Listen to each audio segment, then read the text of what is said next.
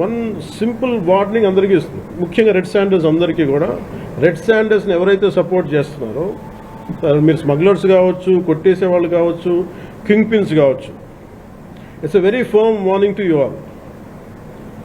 Operation Kagar లాంటిది extreme left wing ఎక్స్ట్రీజంని handle చేయగలిగినప్పుడు ఈ కంట్రీ, ఒక ఐడియాలజికల్ బేస్డ్ ఉన్న వాళ్లే కూర్చోబెట్టి కష్టమైపోతున్న లొంగిపోతున్నప్పుడు మిమ్మల్ని తాట తీసి కూర్చోబెట్టేస్తాం స్మగ్లర్లందరినీ. It's just a political will అంతే.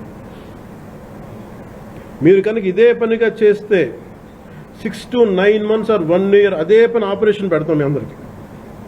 మీరు స్వచ్ఛందంగా ఆపారా మంచిది, మీరు ఆపలేదా ఒక 1 year 1.5 year ప్రత్యేకమైన special zone, special operation create చేసి మళ్ళీ రెడ్ శాండర్స్ ఎవడన్నా తిరగాలి, చెట్టు కొట్టాలంటే కూడా భయపెట్టే స్థితికి మేము తీసుకొస్తాం.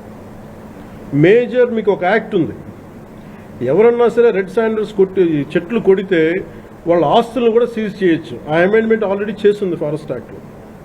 You have to be very very clear on that.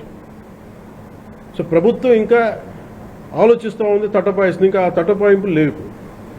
మీకు వెరీ స్టర్న్గా, వెరీ ఫర్మ్గా చెప్తున్నాం, రెడ్ శాండర్స్ స్మగ్లర్స్ అందరికీ కూడా, దాంట్లో పాల్గొనే వాళ్ళు ప్రతి ఒక్కళ్ళకి కూడా it's a matter of time. So మీ అందరూ కూడా మర్యాదగా మీరు వెనక్కి వెళ్ళిపోయి వేరే పనులు చూసుకుంటారా లేదా ఇవే చేస్తారనేది చాయిస్ ఇస్ యువర్స్. ఎందుకంటే వన్స్ మేము ఆపరేషన్ స్టార్ట్ చేసినప్పుడు మటుకు ముఖ్యమంత్రి గారి దృష్టికి తీసుకెళ్తాం. ఆల్రెడీ ఆయన స్టార్ట్ చేశారు.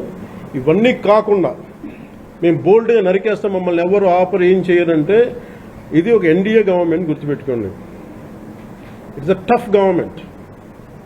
ప్రజల వెల్ఫేర్ ఎంత కోరుకుంటుందో, పర్యావరణాన్ని, ప్రకృతిని మీరు విధ్వంసం చేసి, ఎర్రచంద్రాన్ని అడ్డగోలుగా మీరు నరికేసి, మీకు కనిపించేది ఈరోజు వెళ్ళి చూసిన 1,60,000 ఎర్రచంద్రం చెట్లు నరికేసి ఎన్ని వేల కోట్లు డబ్బులు చేసుకున్నారు.